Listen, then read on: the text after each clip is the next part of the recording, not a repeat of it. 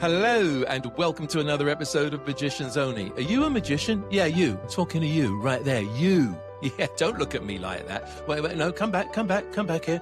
Are you a magician? Are you? Are you a magician? Do you want to be a magician? Do you want to buy some magic? If you want to buy some magic, I highly recommend Magic on the Go, the sponsor of this show. If you want to learn some magic, check out Magic on the Go. If you just want to get an idea of what it's like to be a magician, or you want to hear all about the crazy world, or maybe you're fascinated with what it takes to put on a show, this podcast, especially this episode, is the one for you. This is part 2 of How to Do a One-Person Show, and I'm telling you that Zoe, this conversation that we have, that she gives so much great, and I'm telling you that this conversation that we have, Zoe gives so much great advice. I highly recommend you get a notepad and you start writing down. Paper and pen. Don't type it into your phone because that doesn't connect properly to the brain. Paper, pen, paper, start writing it down, and you'll find it kind of sinks in a little better. But write down the things that resonate with you, and the things that maybe, if we were going to be super honest, that you might need to work on. We all need to work on stuff. We all need to take notes. One of the most important things, and you'll see it throughout this entire interview, is I'm always talking about my show. And it's not because I'm being narcissistic, although they do say that a one-man show is the ultimate refuge of the narcissistic actor. It's all me. But that aside, the reason I keep talking about my show is because it's absolutely relevant to what we're talking about. Because while I was filming that with Zoe and I was there performing, every day we were going over notes, trying to make the show better. And every day we were having these genuine discussions on how to improve it. I've been doing magic since I was 5 years old. There's always room for improvement. I don't know whether that's a good thing or a bad thing, but I'm just telling you right now, that's why I keep talking about it, to make it relatable, hopefully, to you by taking these kind of esoteric ideas and then actually putting them or showing you how we put them into physical practice. Okay. So please welcome back Zoe Ruth in part 2 of How to Do a One-Person Show. Okay, so I'm going to ask something which, again, we're not going to use names, okay? But I don't want to appear negative, but I think sometimes we can learn a lot from failures and from people's issues. So, in working with magicians now, because I've seen you work and I've heard you talk about rehearsing with magicians, giving notes to magicians, helping magicians find the transitions that keep the show going, which seem to be very important to you. What are your biggest frustrations? And really pay attention to this, because I think this is going to be quite eye-opening. So one big thing that I hate to hear is, I can't rehearse that without an audience, or right. I don't know, I can only work on this in front of an audience. And I think that's an excuse. I think that's a cop-out. I think it's the other way around. I think you can't do this for an audience if you haven't worked on it. Yeah. And if you're doing it for an audience without working on it, you don't know if that worked or not, because you haven't put the time in. And how do you even know why you're doing anything and what it's about? That's an amazing statement. I can't rehearse this without an audience. Think about that. Of course you can rehearse it. How do you think plays, stand-up comedians? I mean, stand-up comedians will rehearse a new bit in the middle of their act at 2 o'clock in the morning at a comedy club outside of New York because they want to try it. They're not going to do it on a paid gig where they're going to get up and give this a shot, right? Yeah, and even if they're getting to that point where they're in front of an audience at 2 a.m., an audience of a drunk 5 people, you can be sure they have said those words out loud, maybe to a mirror, but they have said those words. They have massaged that sentence to be quick, concise, and punchy many times before they ever stood up on a stage. So wait, so people have actually said to you, I'm not going to rehearse this, I can't do it until I get in front of an audience? Yes. That's actually happened? Yeah. Yeah, and it is frustrating, especially as a producer. Yes. Because I then have so little to work on, especially because I do wear all these hats, and I'm often writing light cues and working with our technical advisors on sound cues and weaving more sound cues and more light cues in to kind of help support the theatricality of which you can't do if they have no idea what they're going to do. Yeah, if I can't get the vibe of that moment in an accurate way, if you can't recreate what the vibe of that moment is without a full house, there's you're really cutting yourself short by doing that. You're not doing yourself any favors, because I know that in the show that we did, magic is, okay, you've got the skill level, you've got the presentation, but magic is furniture and pocket space. And if you don't know exactly where you're going to put a prop, how you're going to put a prop, are you going to drag that chair? Are you going to pick it up and put it in the corner? Is it going to get in the way of something else? Are you going to start stumbling over your tables? Like, where's that pen going to go? And is that going to get in the way of the wallet? Now, you have to know these things in full, which brings us, okay, so they don't want to rehearse, but it's the difference between practice and full rehearsal. I mean, I think there's a massive difference between those, right? Yeah, for sure. And I also think, there's a difference between the magicians that, when they're pitching their show, they're giving me a list of tricks, right, which I could care less about. Right. I really could care less. If the first thing you're telling me is I'm going to do this trick and then this trick and then this trick, I'm immediately not very interested. Okay. If the way you're pitching your show is, this is the story I'm telling, this is the theme, this is the concept, I want to take people out into the woods and create a fireplace, a central fire that we're all gathered around, and right. I want to bring the audience to a place where they're comfortable standing up and sharing their dreams. I mean, I've heard nothing about any magic. That sounds like a mentalism magic show to me. Let's put that together. Fire Pit. We'll call it Fire Pit, starring Steve Valentine. Copyright 2023. But it's a great idea. I mean, but you're right. It's you can't deliver the best show that you can if you don't know where you're going to be and what you're going to do. And it sounds like an obvious thing, but this is also the difference between practicing a move and then doing that move in context to everything else that you're doing. Are you going to do a load? I have in the chocolate box trick, I have a load of chocolates into the box. And we've been working it all the last couple of weeks. Like, when is the best moment to do that? Is it while the people on stage are doing one thing? Should I wait till they're done? Should I come over here and then do it? And until you rehearse it, and with physically with the props, just get someone to be there in the audience for you. If you need someone to pretend to be an audience member, have a friend come in and do that for you, so that you've got an idea. And also, there's no way you can time your show.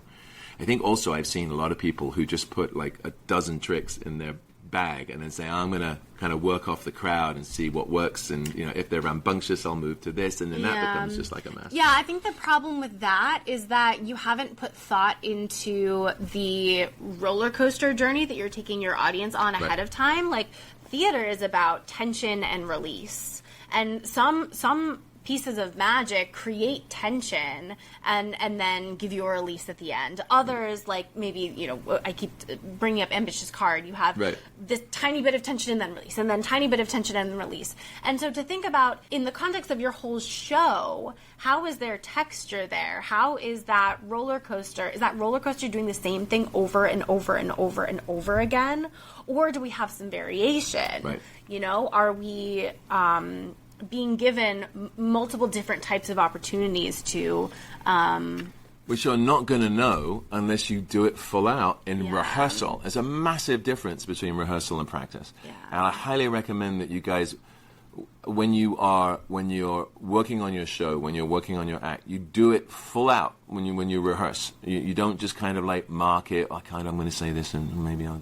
No, do it full out so you can hear yourself say those words, so you can see how your body is going to be when you do the move. And also, as you're rehearsing, the best part of it is that new lines will come to you because you're rehearsing, and if you film it, there's something weird about putting a camera on and filming it and then watching it back later. When you're filming it, it will make you a little more anxious, and then you'll be a little more nervous, and then other material will come as you're performing, and you'll have a record of it, which is great. Sure.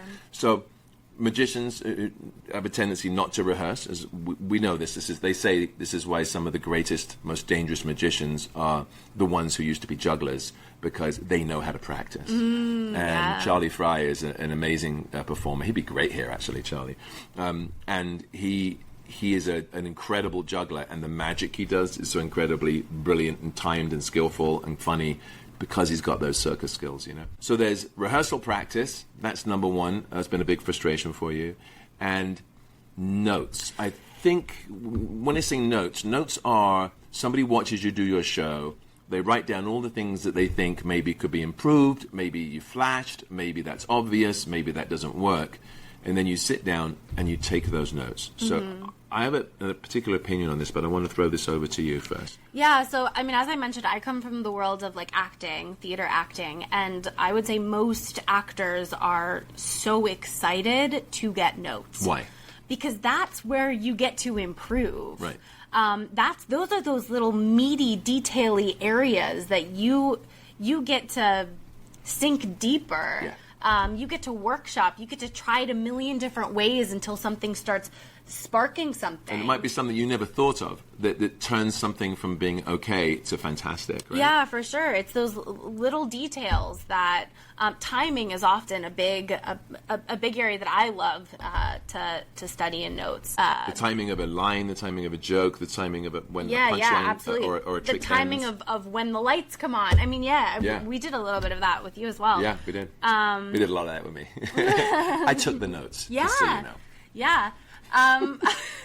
Mostly. Mostly. Yeah.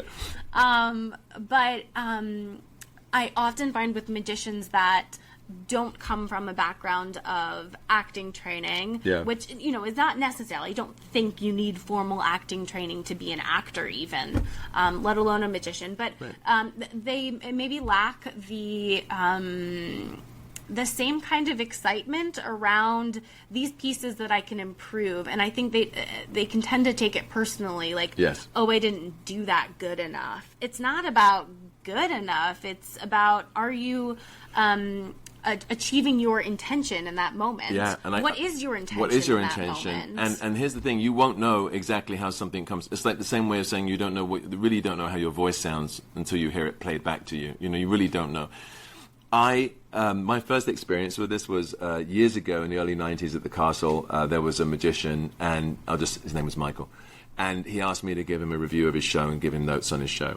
And so I took it seriously, and I sat in the parlor, and I made all these notes, and we sat and had a beer afterwards. And he goes, well, you got anything for me? And I was like, right, yes. And I had all these pages, and I'm like, right, so... and he looked at me, and I gave him the first note, and he started shaking with anger and getting defensive. And I was like, listen, you don't have to take any of these. These are just things that I've noticed. And I stopped giving notes to magicians from that moment forward, because most don't seem to be able to take it. And I think it's the point of view. For me, a note is an opportunity to make your show better. It's got nothing to do with what you're doing badly. Yeah. Here's how you can improve. As long as they're constructive notes, and someone's not saying, you know, don't give up your day job. I've had that too. But as long as they're constructive, it's a gift. And if you can look at a note as a gift, give me another one, give me another one. I've had amazing people on this run here giving me notes. And they're really smart notes, things that I maybe would gloss over because I'm lazy, or because I don't see it, or because I'm focusing on something else. Look at a note, change your mindset, make it, don't take it personally. Be happy someone's taking the time to give you. Also, I would say, take notes from people you've asked. Ask people to give you notes. It doesn't mean you have to take notes from every Joe Blows. Like, you know, it'll be great in your show. You know what's wrong with your show. You're not asking for that. Make sure specifically you have someone you trust who can give you the note. And then accept it. When I was an actor, I'm an actor, but when I was last sitcom I was doing, I remember we were always getting notes. You always get notes after every scene, you know, and maybe you could just take out the word "and" on that. That'll be funnier if you just punch it there. Or, Steve, bring it down a little bit. That's too big. And for me, I was like, right, okay, got it. At no point was I like, well, actually, what I was going for there was I think it's better my way. There's no point in doing that. You've already done it your way. And it's such a gift. I just can't keep saying that enough. Try not to take it personally. But I know you've had a problem with people taking it personally, right? So how do you handle it? Yeah, well, I would say, first of all... When you see someone who, when you start giving them notes and you see them getting defensive and you see them tensing up, how do you handle that? That can be hard, especially given my position. I mean, I am not the director of all of these shows. Right. So if an artist who's contracted to do a show here is not open to notes, then they're not open to notes, and I will back off. I will say, yeah, don't take it personally, and quite the opposite. I think for most artists, I'll speak for myself, but I would say this is probably true for most artists. If someone's giving you a note, that means they're seeing potential. They like your show. I don't give notes to shows I don't like. Right, why bother? I don't want to work on shows. I don't want to work further on shows I don't like. You don't want to make a turd. You don't want to shine a turd. We don't want to shine turds around here. It's like, that's really great. You know what to make it even better? This. Yeah. Or maybe do this and just kind of, maybe you don't see that note. Right now in my show, we have a debate about this moment, I should point out, where I do a very serious line and then I reprimand the audience and it gets a laugh because they don't realize what they're saying. Now, when I've been doing it, I've also been laughing with the audience it's okay, I get it. And what everyone here has been telling me is it might be better to be very serious on this so the audience feels the guilt of that moment. And I'm trying to get there. I really am. But more than one person gave me this idea and they each backed the other person up. So tonight will be the night when I go full out to give it a shot. I can't wait. But this is, I accept the notes, and I'll try and implement it and do my very best. And if it doesn't work, it doesn't work, and you'll know, But you have to give it a shot. And I understand I have to give it. Everyone's like nodding their heads. I'll give it a shot. Okay. Well, it's the moment of tension and release, and yeah. I think the release is coming too soon for the audience. See right there, you see? And then people in the back are going, yeah. Okay, Nate Staniforth. Do you know Nate? Are you aware of Nate Staniforth's work? The name sounds very familiar. He's amazing. He's one of my, as a magic hero of mine, a modern-day magic hero. I just read his book, Clouds and Kingdoms, and there's a whole chapter on tension and release. And he literally he graphs out every trick. Yeah. And he says, look at this. This is a build, and now this suddenly releases. Or this is a little bit here, a little bit here, a little bit here, a little bit here, and now I'm not letting go until you're at a fever pitch. And what you're asking me to do in this moment in my show is don't let that go, right? Yeah. Keep that tension so that it has a bigger impact when it finally hits. Well, because the eventual impact is the card stab that you talked about earlier in this interview. Yeah, which is a violent boom, boom, boom moment. Yeah, very and angry, violent I moment. think it earns a long hill up the roller coaster. We'll see tonight. Long, slow cranking. A long cranking, yeah. Okay. Back here now, yeah. We're going to give it a shot. The best thing I learned, that's what I was going to say, the best thing I learned doing sitcom was that you sit and listen to the note and you ingest it and you don't immediately defend it, right? You don't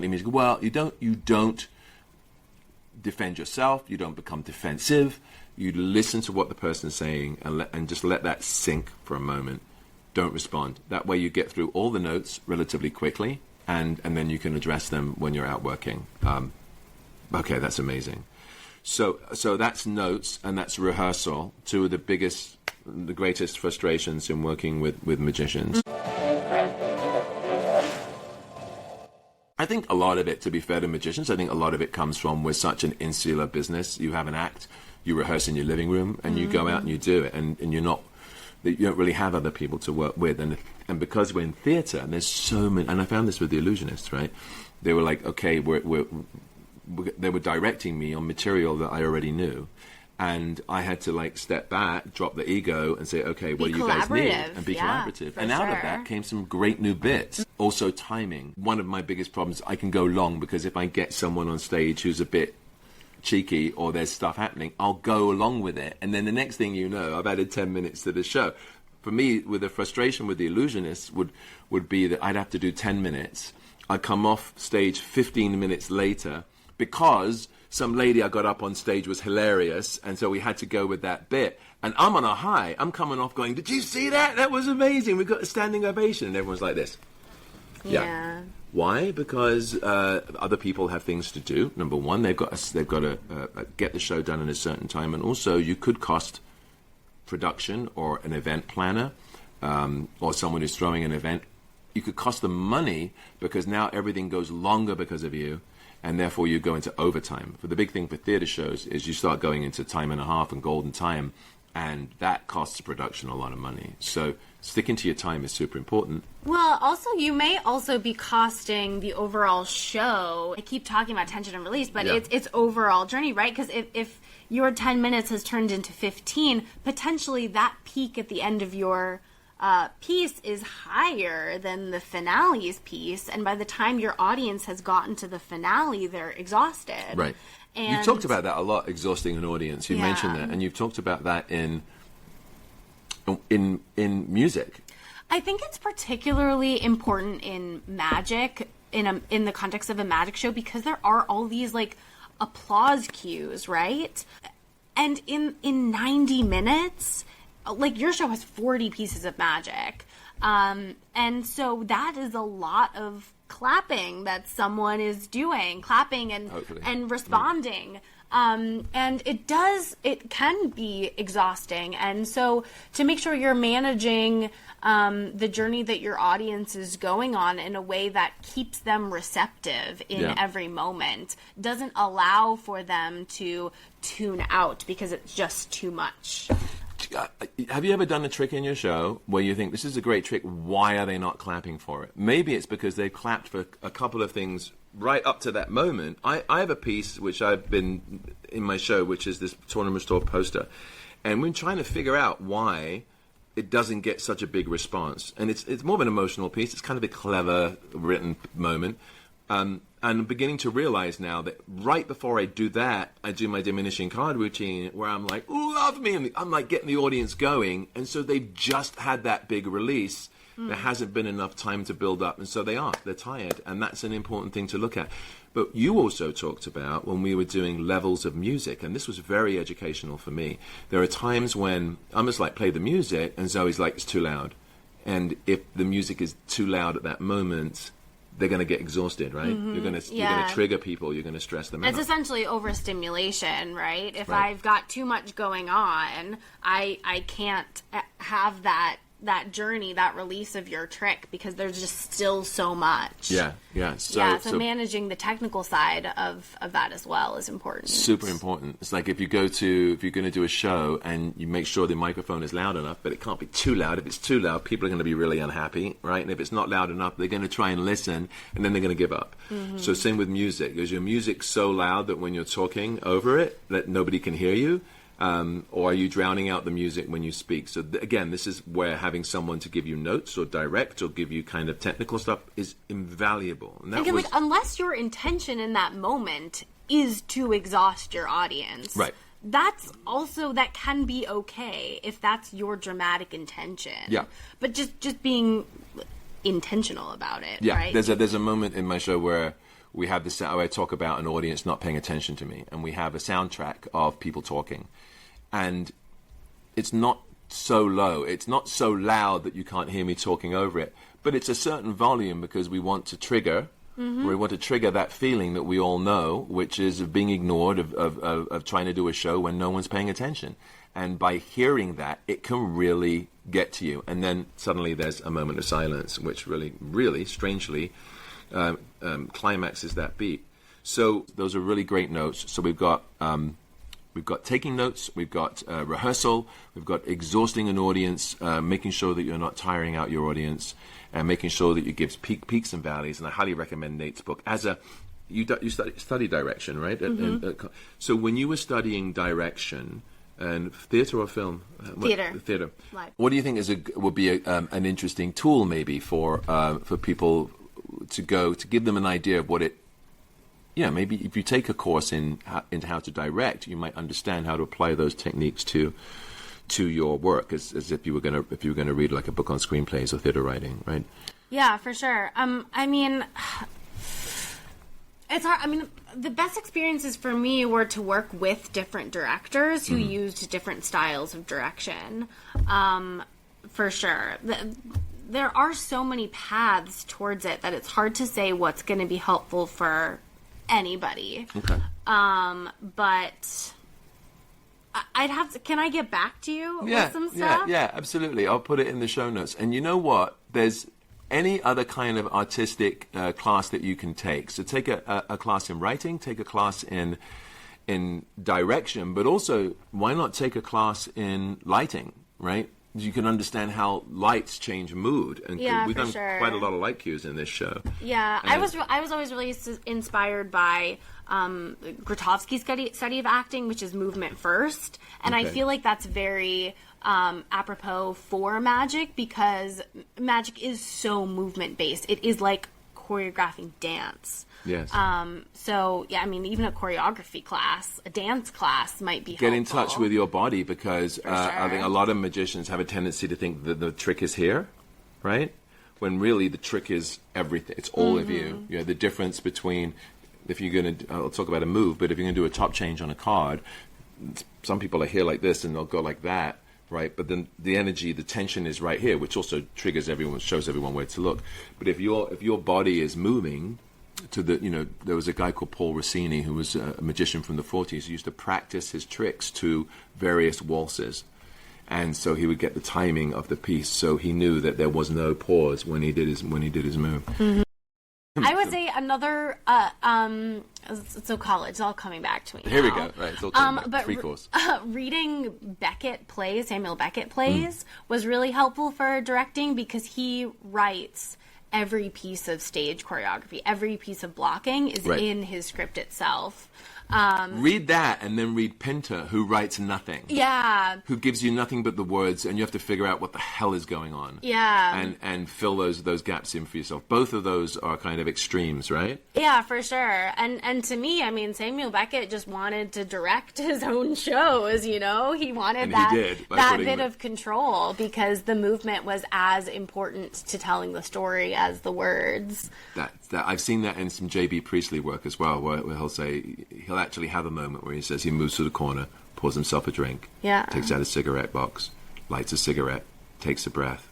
Like, it's his way of saying, take a beat, but he's giving you the beats. And those beats can be very important, you know. There's a magician called Bob Austin in England who was famous for close-up magic, and we recently found a tape of him being interviewed. And we were stunned to find that he used to do the vanishing birdcage, which I do. And one of the problems that he had with it as an opening trick was that it's over very quickly. And if people aren't watching, they miss the trick. It's the problem with visual magic in general. And in his interview, he discovered that if he paused, so if he came out and said, okay, the incredible vanishing birdcage, this is going to vanish on the count of 3. 1, 2, 3, and it was gone, people would miss it. But if he went 1, 2, well, that got you to look. 3. That change in the moment sold the trick. Same as if you do a tournament store newspaper with a flash opening. If you have that pause right before you open it, it's way more powerful. Yeah. It brings the attention in. Know when you're going to breathe. I mean, Shakespeare did this, right? If you breathe at the end of every line of Shakespearean iambic pentameter, you're going to act it better. It's just going to naturally be better. Yeah. And so if you look at your own scripting, your own movements, and decide where you're going to breathe. Where you're going to breathe. Because quite often we don't, do we? We're on stage, we're tense, we're told, you know, and you can hear some magicians do, they're so tense that you can hear them take the breath, which you don't want to do. So maybe vocal classes will be important. And I think there's a technique called the Alexander technique, which I think is amazing. Yeah, right? Alexander is very cool for finding ease in your body and movement. I would say if you're interested in vocal techniques, I would highly recommend Linklater. It's a hell of a book to get through, but it's... it's super all-encompassing, though. It is very much voice and movement and how those two things work together. How it connects with the body. And how those two things can connect to your own personal story as well. Yeah. I mean, it's very in-depth, and that was probably some of the best. Yes, I remember there were some exercises where you were just lying on the floor, and you're getting into... Which, you know, you think vocal is just right here, but it's not. It's not. It's your everything. whole body. Tension is the killer, I think. And tension will also reveal your secrets if you're not careful. If we tense up right before we do a move, if we tense up right before we're going to do something secret, we can tell the audience what's about to happen, and you don't want that. Any last thoughts as far as like putting together? I mean, we've really covered a lot, which has been amazing. Thank you for sharing. Of course. I mean, I hope it made sense. It makes a lot of sense. Some kind of way. Because it's coming from what I loved about, because we've already had some of these conversations, and what I loved about it was that Zoe is coming from a perspective, a theatrical perspective, which is the effect of your show on an audience, not at all the magic tricks. And it's so different. And I hope that you've got a lot out of this, and we'll re-listen to this over and over again. But is there any final thoughts? I mean, definitely if you're going to send in a tape, make sure it's of the whole show.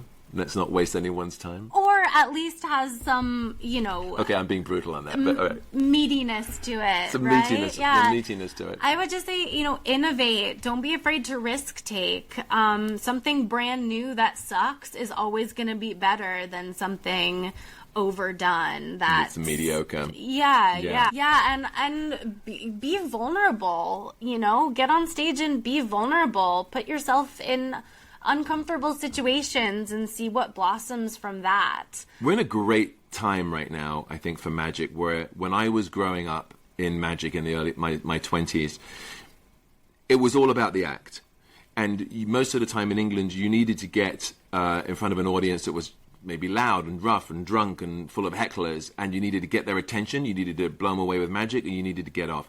We don't seem to be as much in that world now. There's so many other avenues, so many places which are allowing magic to blossom in a way it never has before. This venue, Liberty Magic, being to me kind of the epitome of what you can do if you respect magic and if you give it a place to flourish.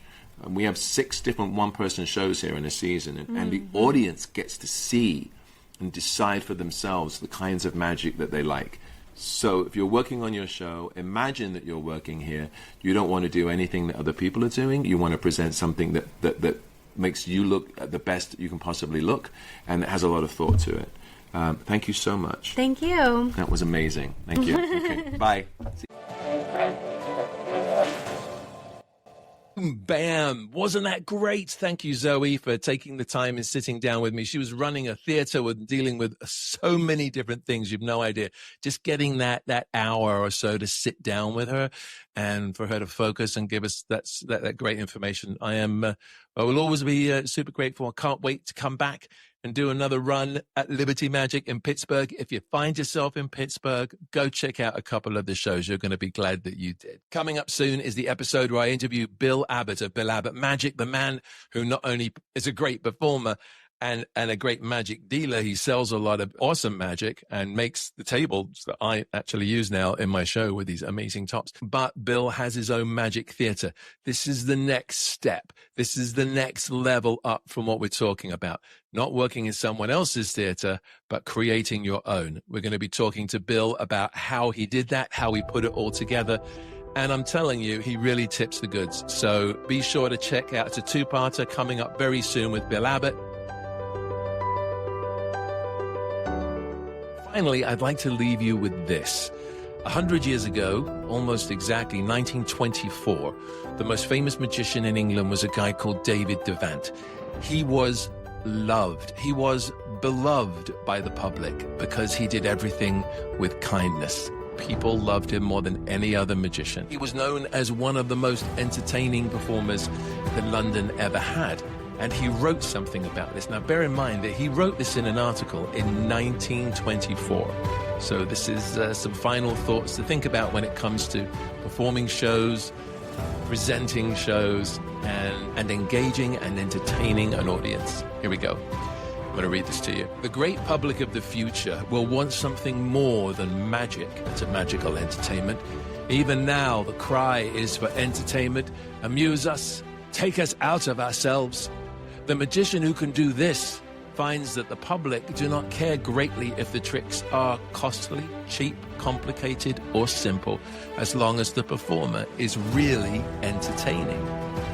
I imagine the audiences of the future will be even more exacting in their demands in this matter of entertainment than the audiences of today, and that the magician who fails to recognize that fact will go under. Progression in the art of magic there must be, there will be, but I imagine that the improvements will not only be solely in magic itself, but in the manner in which the magician presents his mysteries to an audience. David Devant, 1924. You're not wrong.